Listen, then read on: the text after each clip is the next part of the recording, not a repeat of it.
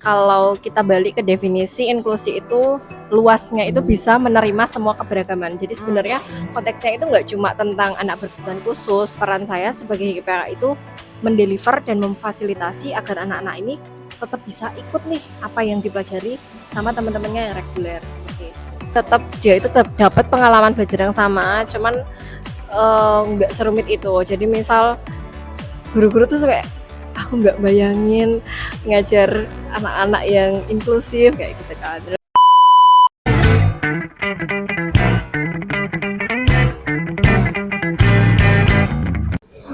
Sebelumnya kita tadi udah kenalan belum sama teman-teman kalian?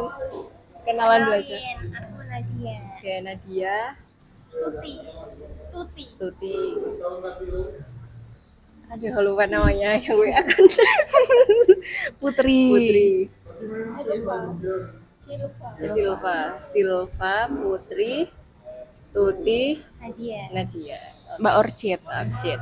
Jadi selamat malam teman-teman semua. Selamat malam. Tanpa pembukaan, udah ya tadi barusan. Salam kenal, nama aku Putri dan ada Nadia. Kami dari kelas PLBC angkatan 2023, Mbak. Adik kelas, adik tingkat, Oke. gitu. Ini buat memenuhi tugas pendidikan inklusi bersama Ibu Sukinah dan juga didampingi sama Mbak Kenanga. Temannya Mbak Kenanga juga kan? Iya, Mbak betul. Kenanga. Kita Asdos ya? Hai Mbak Kenanga. Iya, sekarang udah jadi asdosnya Ibu Sukinah Mbak Oke. Kenanga. Gitu. Jadi nanti Mbak Kenanga akan mengecek video ini. Semangat menonton Mbak Kenanga. Halo Kenanga. Gitu. Sebelumnya Mbak boleh nih memperkenalkan diri dulu gitu. Oke, sebelumnya perkenalkan, saya Orsid Violeta, bisa dipanggil Orsid. Saya sekarang merupakan guru di salah satu sekolah swasta yang inklusi di Jogja. Sekolahnya disebut. Boleh sih disebutin biar promosi. Oke. Oh ya, lagi PPDB sekarang. Di SMP Lab School UNY. Jadi untuk nggak lihat juga ya orang tuanya. Oke. Nggak apa-apa. Oke, Nanti kita ya. sebar. Kita Iya. paksa Mbak harus sebar ke sekolah ini. Oke. Di Lab School UNY, ada di kampus 2-nya UNY yang dulu PGSD. Sudah. Yang dengar-dengar mau jadi psikologi itu ya. Oh, bukan. Yang mau jadi psikologi itu yang di Mandala. Oh. Iya, sana yang dibangun jadi kampus itu di sana, yang jadi baru. Oh gitu. Ya. Itu kalau boleh tahu udah berapa lama nih Mbak ngajar di sana? Kalau terhitungnya itu berarti sekitar 4 bulan. Di SMP-nya? Ya, di SMP-nya. Kalau sebelumnya? Kalau sebelumnya itu saya shadow teacher di SD-nya sana juga, itu sekitar 3 bulan. Iya. Itu dari lulus sudah langsung mengabdi UNY gitu? Enggak juga sih. Jadi sebenarnya itu kan sebelum lulus. Jadi lulus itu Mei. Sebelum Mei itu udah jadi shadow. Nah, shadow itu sebenarnya enggak yang mengabdi ke UNY banget, karena itu kan dari orang tua. Nah, kebetulan sekolahnya UNY gitu aja sih. Waktu itu direkrutnya dari orang tua Iya, gitu. dari orang tua. Gitu, masuklah PLB teman-teman. Sebelum lulus insya Allah dapat job. Betul, banyak banget yang cari. Betul sekali. Kalau boleh tahu itu sekolahnya itu emang dari awal tuh udah didesain inklusi atau gimana Mbak? Iya, betul. Sekolahnya emang dari awal didesain dan dikhususkan untuk sekolah yang inklusi. Jadi kami memang menerima anak berkebutuhan khusus dan setiap kelas itu akan ada guru mapel, karena itu SMP ya. Jadi bukan guru kelas, dan ada satu guru pembimbing khusus. Dan bahkan kalau misalnya emang dibutuhkan, itu dari pihak sekolah mewajibkan untuk ada shadow teacher-nya. Oh, Seperti itu. sebelum masuk lebih jauh nih Mbak, pasti Oke. kan teman-teman ada yang belum ngerti inklusi itu apa sih Mbak? Sekolah inklusi itu ngapain sih Mbak? Oke. Gitu. Bedanya apa sih sama yang biasa? Oke, sebenarnya kalau kita balik ke definisi inklusi itu luasnya itu bisa menerima semua keberagaman. Jadi sebenarnya konteksnya itu nggak cuma tentang anak berkebutuhan khusus, nggak cuma tentang yang ABK seperti itu, tapi sebenarnya lebih ke menerima semua anak-anak dengan berbagai macam latar belakang dan keberagaman seperti itu. Cuman yang banyak kita tahu dan itu tuh lebih ke yang anak berkebutuhan khusus kayak gitu. Jadi kalau misalnya kita nyebut sekolah inklusif, pasti pikiran kita itu adalah oh sekolah yang nerima anak berkebutuhan khusus kayak gitu. Padahal sebenarnya kalau kita balik ke definisi pendidikan inklusif itu yang menerima semua keberagaman termasuk yang kaum marginal dan lain sebagainya seperti itu. Gitu sih. Terus kalau pengelolaan kelasnya sendiri nih Mbak, inklusi gitu kan. Itu gimana tuh? Berarti anak dari berbagai kehususan tuh dijadikan di satu kelas atau gimana kalau di sekolah Mbak sendiri? Oke, sebenarnya kan desainnya ada banyak nih.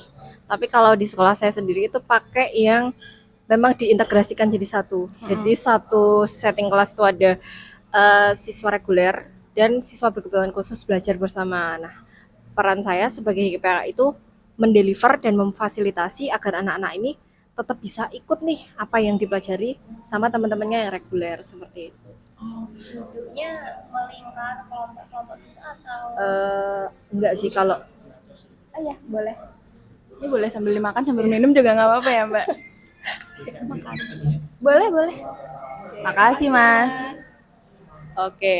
Tadi sampai Bentuk apa? kelas. Bentuk kelas. Oke, bentuk kelasnya itu sebenarnya nggak ada khusus banget kayak berkelompok yang anak berkebutuhan khusus jadi satu atau apa itu enggak. Karena kebetulan tuh di kelas yang tempat saya mengajar itu kadang bentuk bentuk meja dan kursinya itu klasikal. Kadang juga satu-satu kan itu modelnya satu meja satu kursi itu loh modelnya. Maksudnya bukan yang kayak panjang terus dua itu yang nggak bukan. Jadi berdua-dua gitu ya ya. satu-satu kan.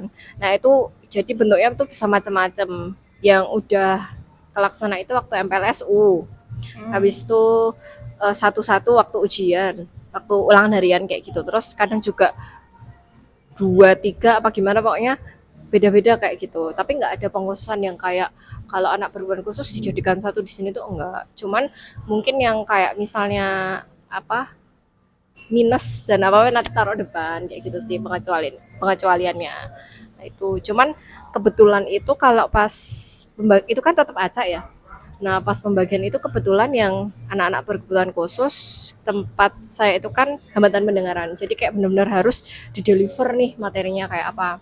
Nah, itu kebetulan berdekatan dan meskipun kadang nggak berdekatan dan masih bisa saya akomodasi penyampaiannya nanti misal saya berdiri di posisi di mana mereka tetap bisa lihat lihat semuanya kayak gitu. Jadi waktu itu sempat MPLS ada anaknya yang di sana satu, di sini dua kan U.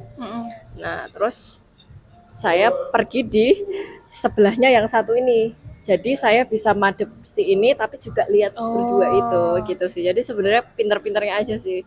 Cuman kadang kalau emang bener-bener yang harus di apa ya, didep itu bahasa Indonesia apa sih? Diawasi yang gini kan kadang kayak pelajaran bahasa Inggris dan lain sebagainya yang mereka benar-benar vocabnya kurang kayak gitu-gitu. Nah, itu nanti misal biasanya tuh yang dua itu kebetulan nih pas bagi-bagi tuh mesti ada yang sebelahan berdua.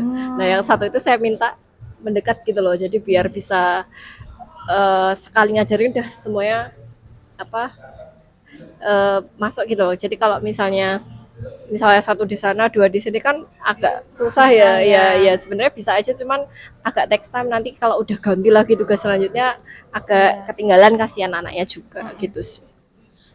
Nah, kalau GPK itu tuh mendampingi guru reguler atau memang megang satu kelas khusus GPK sendiri gitu, Mbak? Oke, jadi sebenarnya aturan intinya itu tetap mendampingi yang guru reguler, guru mata pelajaran ya kalau SMP ya. Gitu. Jadi kalau teman-teman guru mata pelajaran itu masuk pas jamnya aja, saya masuk dari kelas mulai sampai kelas selesai. Ya, jadi stay di kelas. Ya, kayak gitu. Nah, kadang kebetulan di SMP Lab School itu ada program namanya Tali Sitamu. Sebenarnya programnya itu buat penguatan ASPD. Jadi kami itu punya program yang tujuannya menguatkan ASPD dari kelas 7 gitu loh bertahap. Enggak yang ujuk-ujuk kelas 9 penguatan materi kayak gitu kan. Ada namanya Tali Sitamu.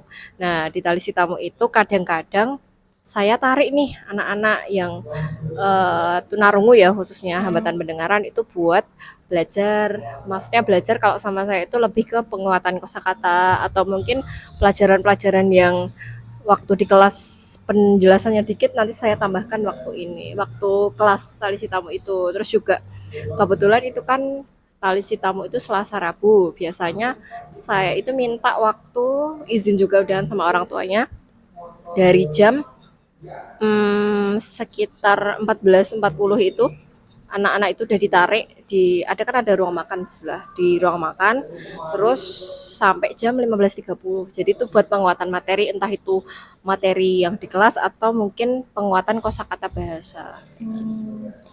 Hitungannya belajar tambahan lah ya gitu Ya, ya, belajar Mbak, ya. tambahan Gitu. gitu.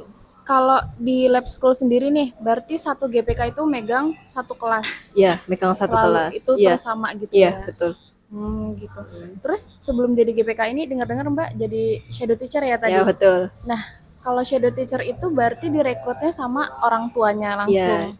sebenarnya kalau di pedagogia itu direkrut sama sekolah. Cuman waktu perekrutan sekolah tuh orang tuanya belum dapet nih. Sekolahnya belum dapet. Nah, terus akhirnya orang tuanya berinisiatif sendiri cari kayak gitu. Kalau shadow teacher itu dia fokus mendampingi satu anak aja, apa Iya, gimana? betul. Satu anak aja. Satu anak. Dan itu nggak terikat sama sekolah. Jadi kalau semisal anaknya libur atau anaknya pulang ya shadownya ikut pulang. Kayak gitu. Jadi kayak ya udah tugasnya mendampingi anak ini dari dia berangkat istirahat sampai pulang kayak gitu. Ada yang mau ditanyain, Nat? Pernah nggak sih Mbak kayak di kelas tuh kan karena inklusi nih, ada yang berbuat khusus tuh kayak ada yang membuli, menjauhi gitu. Ya, misalnya Mbak, dari teman-teman yang lainnya gitu. Oke. Kalau sejauh ini ya, kebetulan itu rata-rata anak reguler yang sekolah di lab school itu backgroundnya dari SD inklusi. Jadi kayak misalnya tumbuh dan yang lain-lain yang kayak bukan hal baru gitu loh kayak gitu. Jadi mereka ya adapun yang bukan maksudnya mereka sekolah reguler kayak gitu, mereka tuh malah yang kayak excited. Jadi kan karena hambatan pendengaran tuh pakai bahasa isyarat ya. Ngomong sama saya juga bahasa isyarat tuh mereka kayak excited nanya-nanya ke saya kayak bahasa isyaratnya gimana Miss ajarin dong Miss kayak gitu. Jadi mereka juga sempet anak tunarungan ekspresif gitu ya. Iya benar. Ya, nah kebetulan yang 3 ini kan juga dari pedagogia nih yang tunarungu ini dan mereka juga penerimaan dirinya sudah bagus, jadi berinteraksinya juga udah oke, jadi teman-temannya juga oke-oke aja gitu. Kalau dari bully atau apa enggak sih, cuman kadang mereka tuh lupa gitu kalau misalnya temennya itu hambatan pendengaran, jadi kadang dipanggil terus kayak ih kok rame ngomong sih gitu. Kan itu jarjok banget ya, kayak ya kan nggak denger kayak gitu kan, terus dia kayak oh iya ya maaf kayak gitu. Terus kadang kalau lupa ya ini, tapi nggak ada yang kayak kamu kan nggak ini itu nggak ada sih. Mereka malah beberapa itu karena anaknya ekspresif dan apa ya, yang satu itu malah suka bercanda banget gitu. Itu jadi kayak ya udah mereka biasa aja gitu, maksudnya teman-temannya gitu. Nggak ada sih yang bully-bully. Penyisihan sendiri tuh nggak ada yang nggak ada sih. Tapi itu menarik sih Mbak, karena mereka yang backgroundnya tuh udah dari sekolah inklusi ya gitu. Jadi istilahnya ya dalam lingkungan sosial sebelumnya pun udah terbiasa Ya, gitu kan. betul. Aku juga pernah lihat konten di sosial media. Itu tuh jadi salah satu faktor penerimaan kita, karena kayak aku sendiri kan awalnya tuh nggak tahu PLB itu apa, disabilitas itu apa. Di kampungku ada disabilitas, tapi dianggapnya masih orang gila segala macam, dan sekolah aku pun belum pernah nerima teman-teman yang disabilitas gitu. Jadi penerimaan aku sendiri atau mungkin teman-teman tuh masih kurang gitu kan sama teman-teman disabilitas gitu. Dan for your information aja, aku dari Jambi Mbak, dari Sumatera. Iya. Dan kebetulan tuh SMA aku tuh juga SMA inklusi. Aku nanya nih, menurut Mbak ini tuh inklusi atau enggak? Coba mari kita Karena simak. Sebenarnya sebelum sesi ini tuh kami juga dikasih sesi wawancara ya, dan aku tuh nggak minta tolong sama guru SMA aku itu untuk nanya-nanya lah gitu kalau di sekolah SMA aku tuh seperti apa sih pembelajarannya gitu. Karena waktu aku SMA belum ngeh ya, belum dong gitu, ini ngapain sih mereka gitu kan. Nah kalau di sana itu tuh mereka itu masuk kelasnya cuman di beberapa sesi pembelajaran aja, dan itu aku belum nggak ngerti juga ya, maksudnya tuh di mata pelajaran apa yang mengharuskan mereka hadir ke kelas gitu. Tapi mostly mereka itu tuh ditaruh di ruangan khusus di bawah. Jadi ada 3 lantai. Kelasnya tuh kan bisa lantai 2 atau lantai 3. Nah mereka tuh selalu belajar di lantai 1 di lab khususnya gitu. Di situ tuh biasa sih ya kalau aku SMA tuh kadang ngelihat guru, nggak tahu sih ini GPK atau shadow teacher ya, tapi kayaknya sih GPK karena seragamnya udah seragam sekolahku gitu. Itu nyuci mainan atau apa di wastafel luar terus dibawa ke dalam, tapi aku nggak tahu itu di dalam tuh ngapain gitu. Nah itu masuknya tuh inklusi atau enggak sih? Tapi ada momen di mana mereka belajar bersama kalian kah? Ada, Ada. tapi nggak selalu gitu. Iya. Contohnya? Karena nggak di kelasku juga ya, waktu itu adik kelas yang aku inget PPKN pernah, terus bahasa Indonesia, matematika, tapi itu nggak sering gitu. Aku juga kemarin nanya beberapa guru mapel gitu kan, beliau-beliau juga pada bilang, oh saya nggak megang mbak, Jadi paling kurang tuh iya paling tuh cuman 2 kali megang kelasnya kayak gitu. Sosiologi kebetulan IPS kan, Iya. kayak gitu. Sebenarnya inklusi atau enggaknya kalau misalnya dari setting sekolahnya itu udah bisa disebut inklusi karena memang settingnya itu macam-macam ya, ada yang benar-benar dijadiin satu, ada yang juga yang kayak pas saya ini ditarik itu namanya pull out, ada juga yang benar-benar tetap satu lingkungan cuman mereka nggak belajar bareng-bareng, itu juga ada. Tapi itu tetap inklusi, cuman inklusi atau enggaknya itu tergantung apakah anak itu terakomodasi atau enggak, itu poinnya. Karena kita belum tahu informasi jauh kayak dalamnya itu beneran terakomodasi atau enggak. Benar. Nah, itu belum bisa kita sebut inklusi atau enggak tuh belum tahu gitu. Tapi sejauh yang dari dipaparkan kalau settingnya seperti itu tetap bisa disebut inklusi kayak gitu. Karena inklusi enggak cuma anak itu belajar terus bareng anak reguler kayak gitu. Jadi ada macam-macam kan settingnya. Nah, yang itu ada juga yang kayak gitu. Emang sempat saya research di sekolah mana ya itu. Tapi mungkin itu juga saya tapi lihatnya dari YouTube. Jadi sekolahnya tuh inklusi tapi emang ada unit khusus yang menangani anak berkebutuhan khusus kayak gitu. Cuman kadang-kadang belajar bareng, kadang-kadang Iya. ini kayak gitu. Tapi itu tetap inklusi. Cuman balik lagi inklusi nggak sih? Nah, inklusif nggak sih? Nah, itu dilihat apakah iya, anak itu benar-benar terakomodasi dengan baik kayak gitu. secara data Ya, inklusi. ya secara setting dan lain itu bisa disebut inklusi. Kayak Tapi apakah mereka terakomodasi atau enggak? gitu. Nah, itu. Kita cari tahu. Oke, bisa PR-nya PR-nya Putri. Aduh, Mbak nambah kerjaan. Tapi nih Mbak, kalau di kelas yang Mbak pegang sekarang itu kehususannya ada apa aja? Jadi itu ada 4, yang 3 hambatan pendengaran, yang 1 ADHD dengan hambatan intelektual.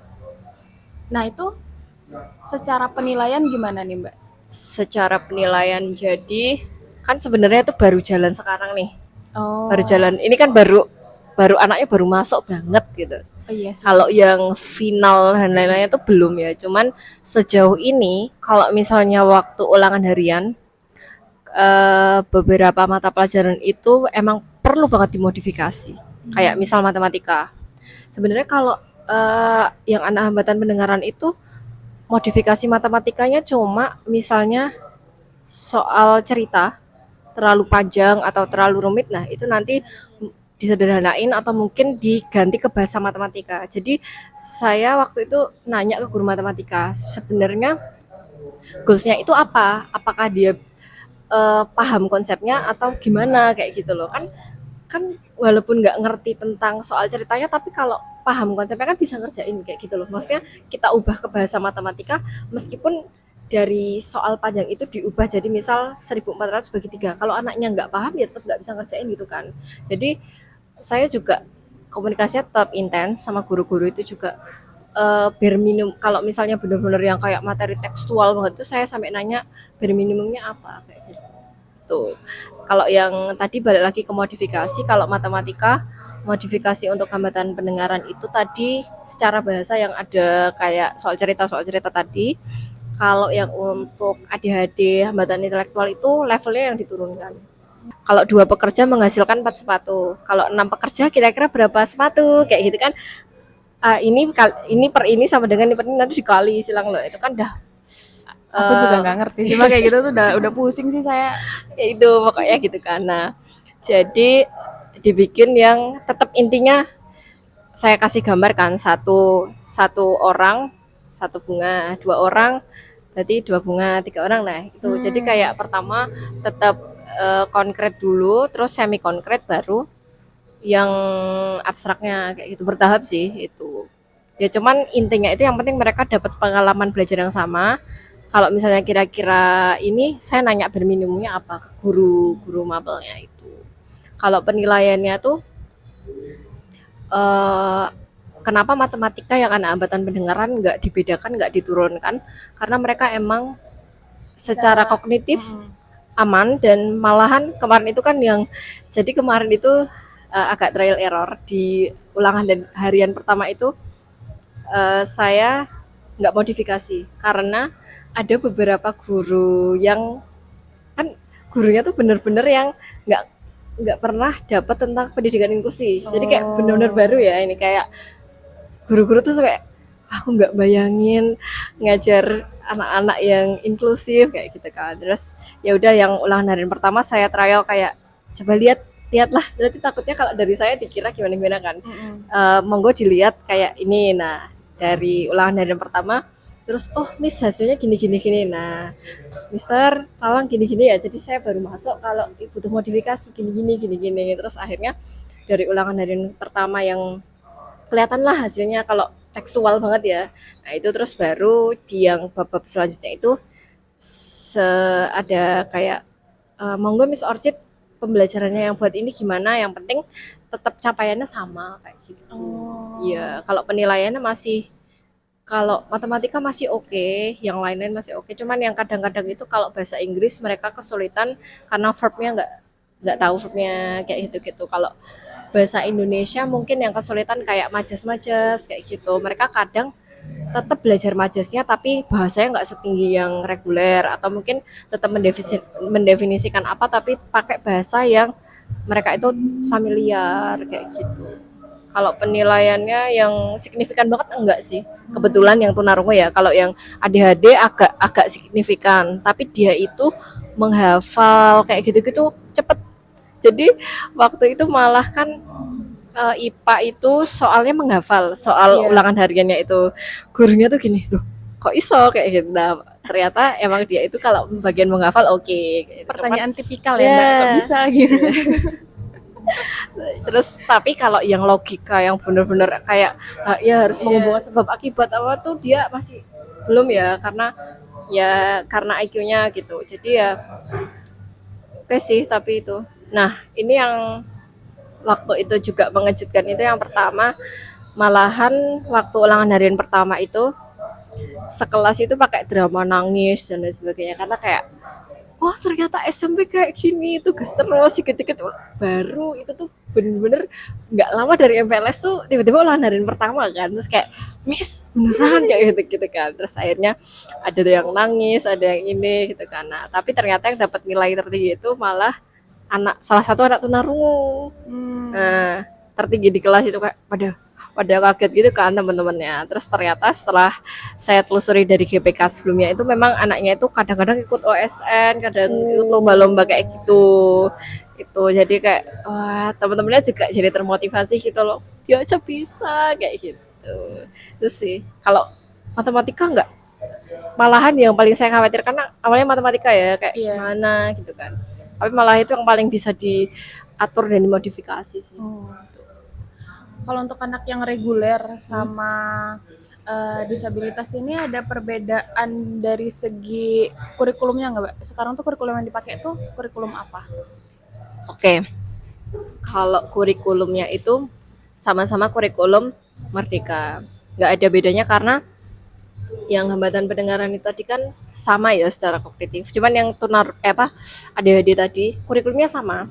Cuma itu tadi misal anak-anak itu belajar misalnya sama-sama belajar perkalian.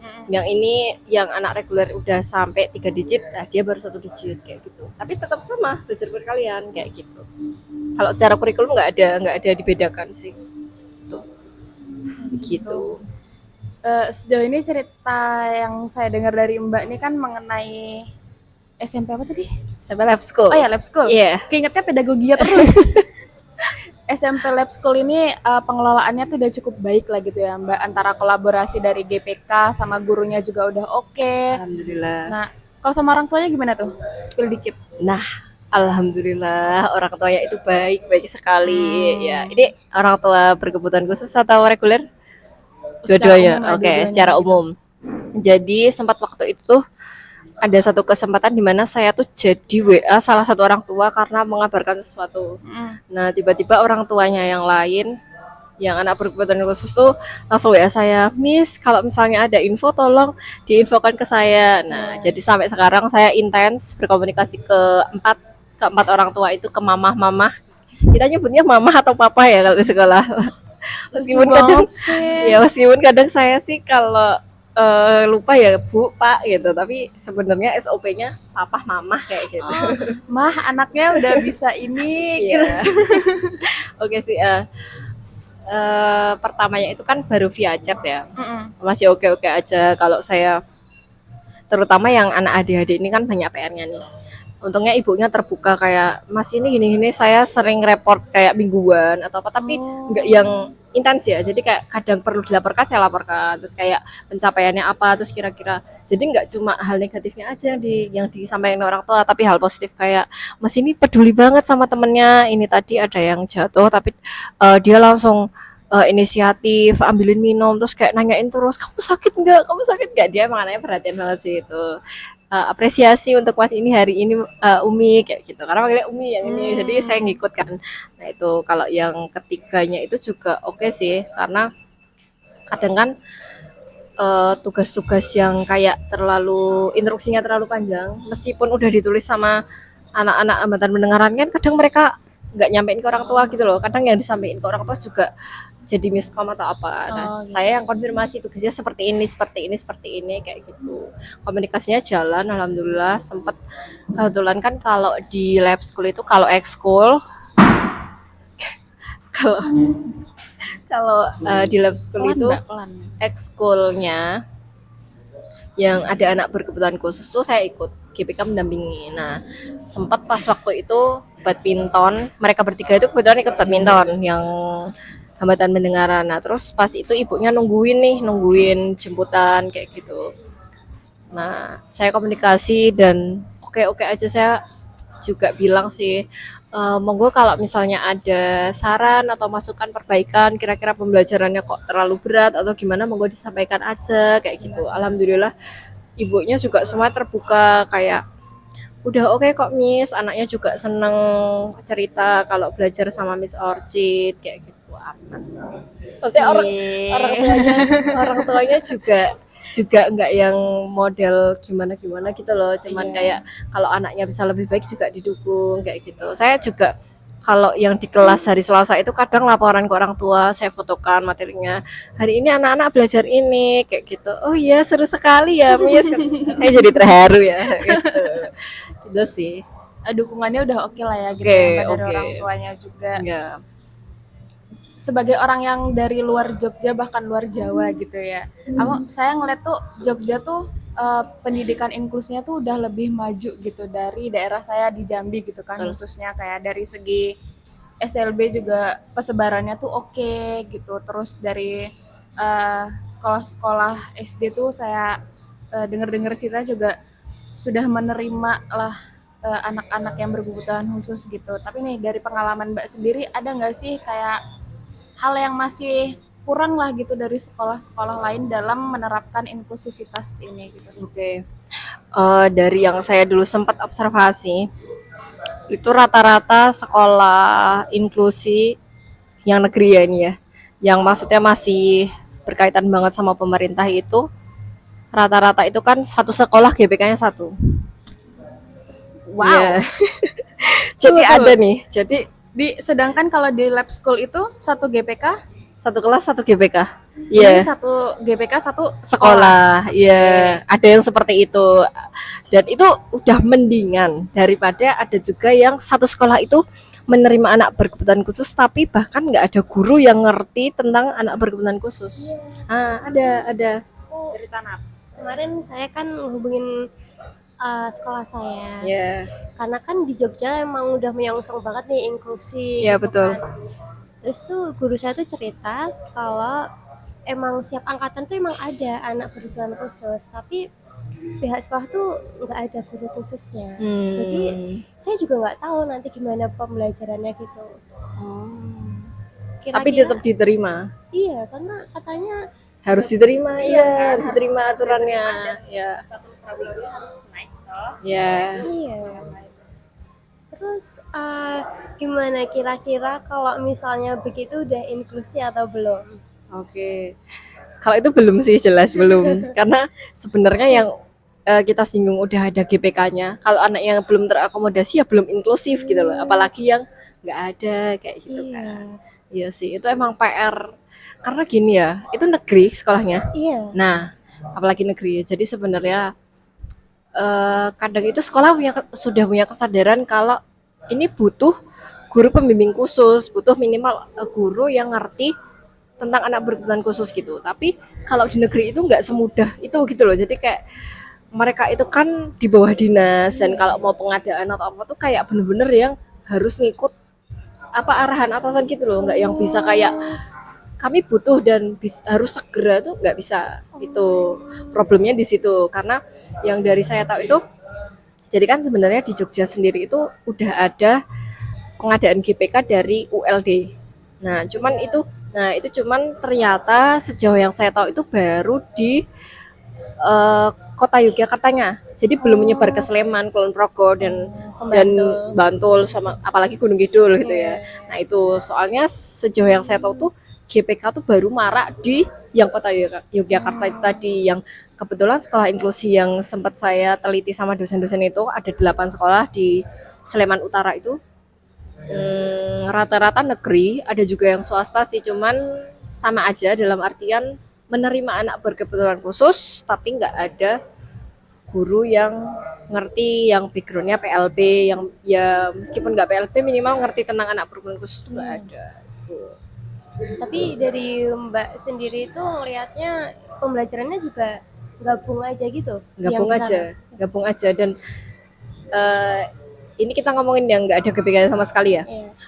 Yang waktu itu tuh kebetulan itu kan cara apa sih kita tahunya itu, pertama gurunya dikumpulin semua nih, guru kelas yang dari beberapa sekolah ini, terus ditanyain ada nggak, jadi pertama itu edukasi tentang anak berkebutuhan khusus dulu, terus beberapa guru disuruh ngisi kayak screening awal, kira-kira ada nggak sih muridnya yang dengan ciri-ciri yang sudah dipaparkan kayak gitu. Ternyata mayoritas ada, minimal satu sekolah 1-2 itu pasti ada.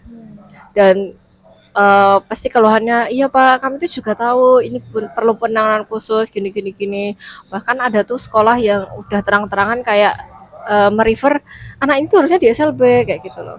Ya itu tapi dari orang tuanya kayak nggak menghendaki demikian, karena itu juga berkaitan sama penerimaan ya, penerimaan diri orang tua. Nah itu tapi gimana ya Pak, kalau kan sebenarnya waktu itu apa ya, penelitiannya tuh tentang pengembangan pembelajaran berdiferensiasi. Jadi kami menekankan kalau bisa ya tetap diakomodasi sesuai apa ya, tanpa memberatkan guru sebenarnya kayak gitu. Dan pendapat yang umum itu gini, loh Pak, kalau misalnya saya perhatiin satu anak ini terus yang 28 gimana? Pasti kayak gitu. Pasti dari 8 sekolah itu sekitar 5 mungkin ngomong kayak gitu ya, kayak ya nggak bisa kalau kita merhatiin satu ini yang lain gimana kayak gitu. Terus akhirnya jalan tengahnya itu bikin RPP berdiferensiasi itu biar gurunya nggak kerja 2 kali ya. Jadi bikin perangkat itu kan ada nih tujuan, langkah-langkah pembelajaran. Nah dari tujuan ini tujuan pembelajaran siswa secara umum, terus ditambah tujuan pembelajaran si A yang anak berkebutuhan khusus ini disesuaikan. Jadi sekali jalan udah dua-duanya ini kayak gitu sebenarnya. Terus evaluasi juga demikian. Jadi udah waktu merancang evaluasi secara umum. Nah, evaluasi yang si A ini tadi kayak gitu sebenarnya. Cuman itu aja gurunya masih yang kayak ini ya agak sulit ya jadi gini gitu kayak gitu. Cuman sebenarnya kalau dilihat dari apa ya namanya kesadaran gurunya tuh sudah ada kesadaran kalau kita tuh perlu kayak pendampingan, perlu ini karena yang dari kita datang ke sana tuh juga guru-gurunya excited dan kayak wah seneng nih ada yang dampingin kayak gitu loh. Cuman kadang itu gimana ya? Dulu pas waktu saya sebelum ikut penelitian, saya tuh mikir kayak sekolahnya nggak peduli dan lain sebagainya, kayak cuma menyalahkan sekolah. Tapi setelah tahu dari sisi itu tuh hal kompleks yang nggak cuma bisa sekolahnya itu bilang saya butuh guru GPK terus ngerekrut nggak bisa karena pertama dari dinas, kedua apa namanya apa ya itu penyebarannya baru di kota Yogyakarta dan pokoknya banyak faktornya lah. Ada juga yang bahkan sebenarnya orang tuanya itu belum menerima kalau anaknya berkebutuhan khusus. Jadi kalau ada perlakuan khusus atau apa juga belum bisa jalan karena orang tuanya nggak menghendaki demikian kayak gitu. Nah itu sih dan masalahnya itu kadang gimana ya kayak muter terus loh kalau iya kalau mau di sebenarnya nggak cuma satu faktor aja kayak gitu. Jadi kayak misal juga nih ya, kalau negeri tapi kalau orang tuanya mau narik shadow teacher itu bisa. Kalau yang sejauh saya tahu belum pernah ya. Maksudnya negeri terus ada shadow. Oh, ada. Ya. Tapi nggak bisa di semua sekolah. Maksudnya kalau misalnya sekolah-sekolah yang kira-kira udah terbuka anaknya itu berkebutuhan khusus, oke nanti ada shadow bisa. Tapi masih jarang sih. Cuman ada nih satu sekolah yang malahan itu misal ya. Satu kelas itu kayak 15. Nah, terus yang separuhnya itu berkebutuhan khusus dan sekolahnya udah kayak terbuka dan jadi kalau ada shadow gitu di sana ada banyak shadow teacher kayak gitu. Tapi sayangnya belum semua.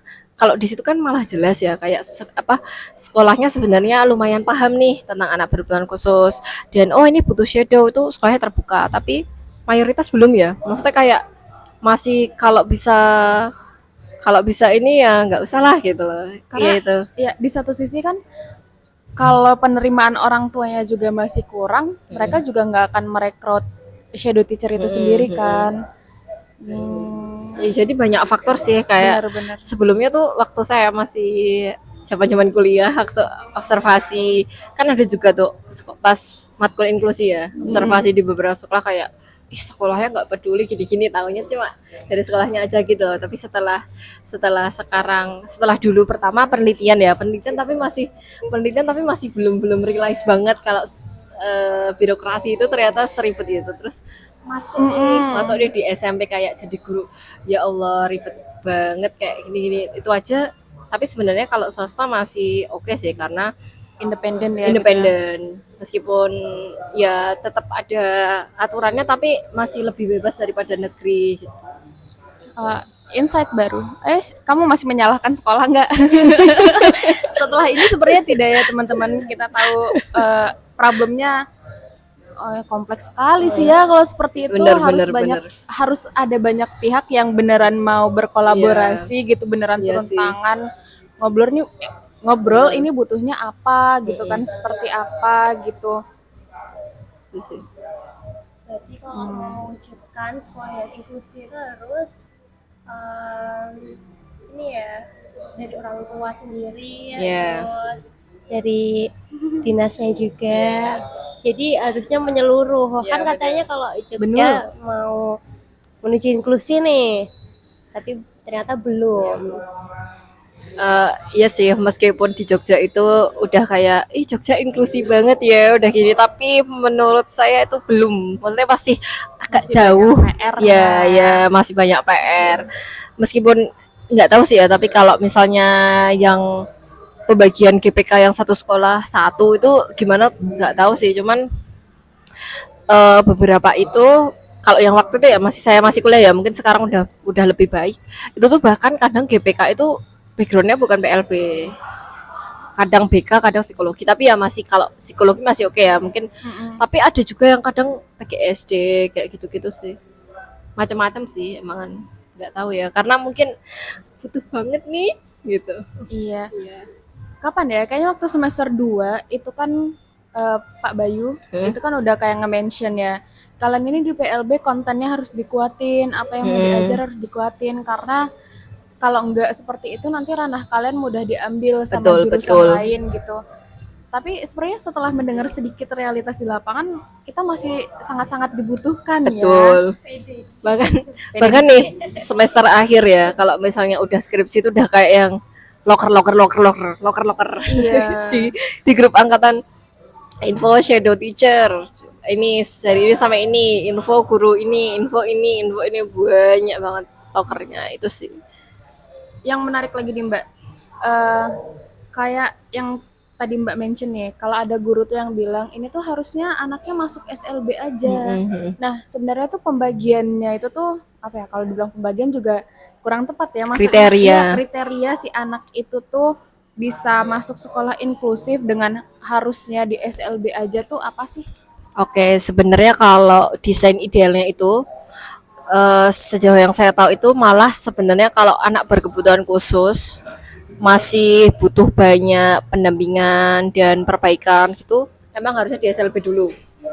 Di SLB ini kalau misalnya nanti sekiranya perkembangannya bagus dan anak ini dikatakan bakal mampu mengikuti pembelajaran reguler, dia boleh masuk inklusi. Sebenarnya yang alur benernya, alur pakemnya tuh kayak gitu. Jadi dari SLB dulu, nanti kalau kira-kira anak ini sudah oke, anak ini bisa nih sekolah di inklusi, nah baru di sekolah inklusi. Cuman balik lagi kalau anak itu sekolah di mana itu penerimaan orang tua. Jadi ada juga yang orang tua kayak kekeh anaknya ini harus langsung sekolah inklusi, itu juga ada. Itu karena berbagai macam alasan termasuk penerimaan diri dan lain sebagainya, pertimbangannya banyak ya pasti. Itu ada juga yang langsung dari TK udah langsung inklusi, dah inklusi terus kayak gitu. Tapi sebenarnya sejauh yang saya ini kan menangannya anak SMP ya. Jadi kayak yang udah bentukan dari TK sampai SD itu perkembangannya memang signifikan banget kalau misalnya anak itu ditaruh di SLB dan dapat SLB yang oke. Maksudnya meskipun sama-sama di SLB, kalau SLB-nya nggak oke juga sama aja sih. Contoh tuh apa Aduh, tuh, Mbak? aduh. Nggak, kita Takut. sangat-sangat konseptual kan semester 3 ini belum mengerti perbedaannya apa, emang beda dalam perkembangannya apa gitu Mbak? Mau bandingin antara SLB atau SLB sama inklusi nih? Asal bilang sama inklusi aja Oke, yang yang agak aman aman. ya. Jadi kebetulan kan dulu PPL di salah satu SLB yang khusus tunarungu. Sebenarnya nggak khusus sih karena sekarang harus menerima semua ya.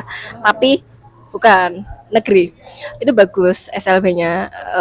Emang mostly fokusnya ke tunarungu. Nah, jadi anak-anak itu dari kelas pokoknya SD dasar itu anak-anak benar-benar diajarin konsep, terus kayak kosakata kayak gitu-gitu yang benar-benar apa ya, dasar-dasar banget buat kita tuh bisa ngerti.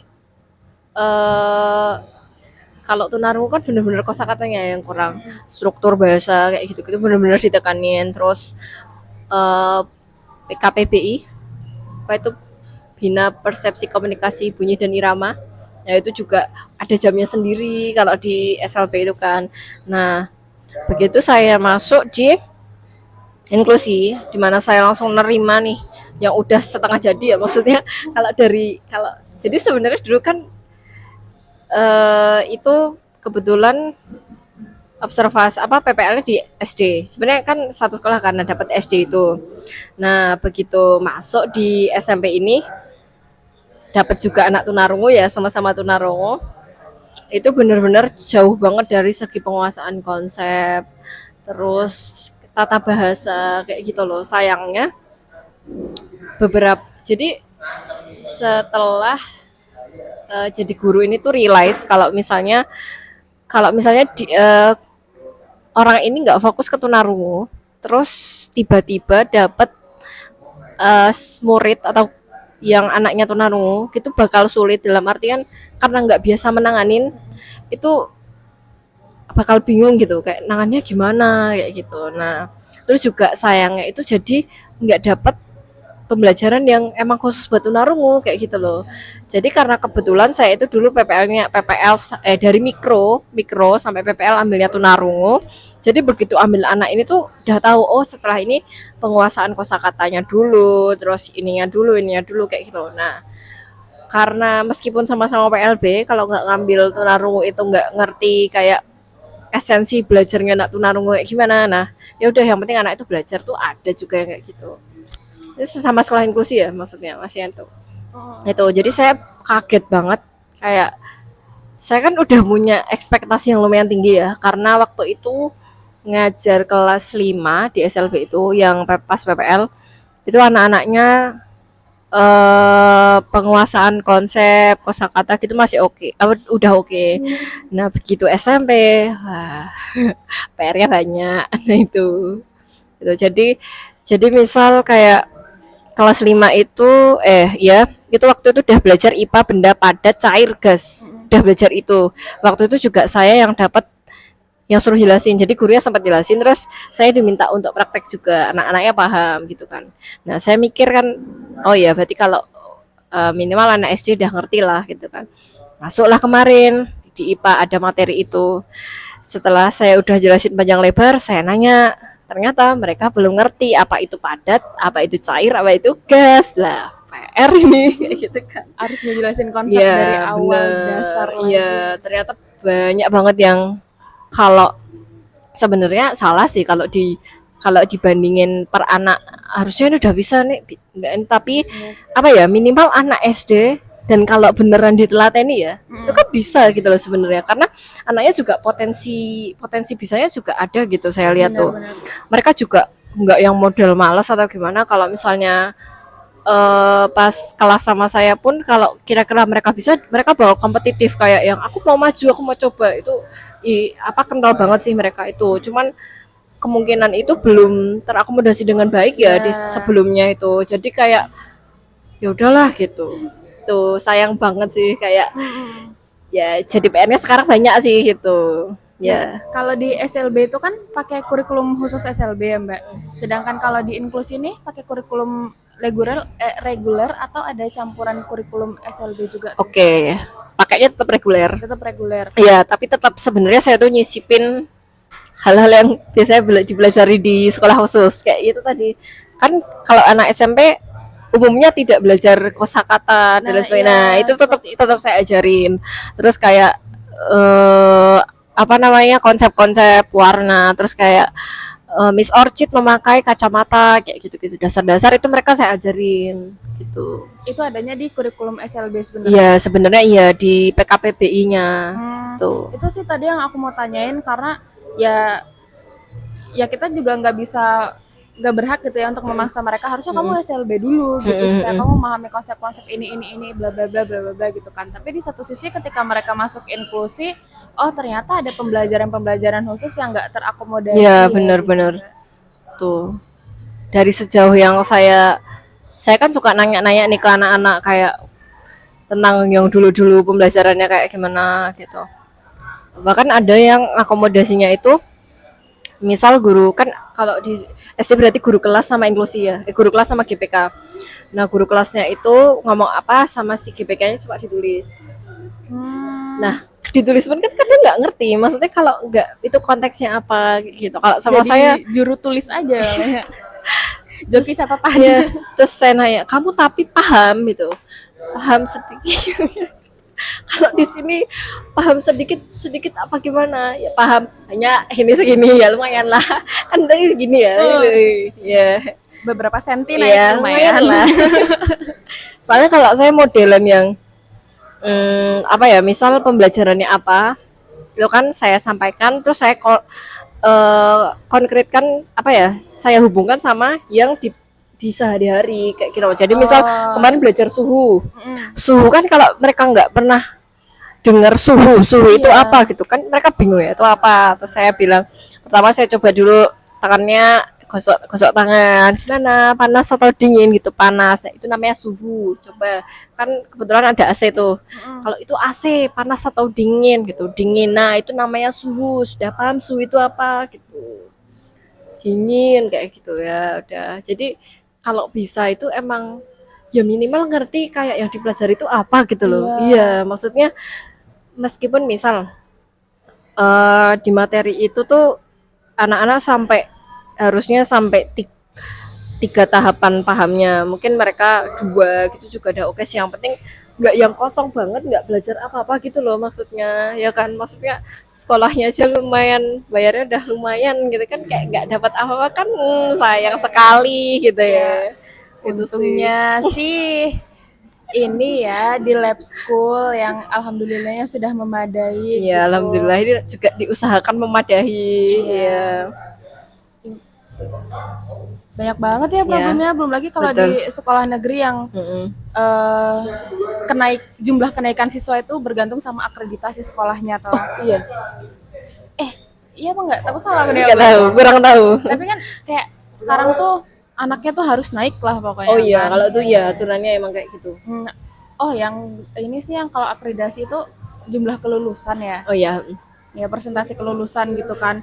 Jadi yang satu sisi tadi kayak gurunya berasumsi kalau saya fokus ke satu anak nanti yang lainnya seperti apa gitu kan. Lah tapi kalau ibunya fokus ke anak yang lain, anak yang satu gimana? Iya. Akhirnya naik tapi dia tidak memahami, Iya sih. ya gimana juga gitu kan. Soalnya banyak nih yang dari teman-teman juga sharing tuh. Jadi teman saya tuh ada salah satu yang kerja di sentra, kayak sentra apa ya? Kalau di sini mungkin kayak tempat terapi. Oh, Nah, jadi anaknya itu pas ke sentra kelas 6. Mau masuk SMP nih. Goalsnya itu dibimbing biar bisa masuk SMP. Ternyata anaknya itu bahkan belum bisa baca. Itu anak Kurang tahu backgroundnya apa, cuman ya tetap berkebutuhan khusus. Cuman kayak sebenarnya tuh bisa diusahakan untuk dia bisa baca dan minimal baca tulis hitung ya. Itu belum sama sekali karena emang dari sekolahnya nggak yang ya udah gitu loh, nggak yang diperhatiin atau gimana, ada akomodasi itu nggak. Jadi ya itu sangat-sangat banyak terjadi dan ya gimana ya. iya, khawatirnya juga malah kan ada asumsi nih. Oh, dia berkebutuhan khusus ya sudahlah, cuman sampai situ kemampuan dia akhirnya nggak digali lebih jauh, Iya, nggak sayangnya dikasih kayak akomodasi gitu. lebih jauh gitu. Mau makasih juga sama mbaknya udah Oke, sama-sama. menyempatkan waktu Terima kasih padahal juga sudah baru mendengarkan. padahal baru pulang sekolah juga jam 6 terus Iya, lagi sempat kesini. PPDB. Oke. Oh, baru penerimaan. Iya, PPDB. Iya sih, aku juga observasi ke sekolah juga kan. Ya Mbak, karena baru masuk jadi Iya. banyak ekstrakurikuler yang belum jalan segala macam. Ya cukup off cam.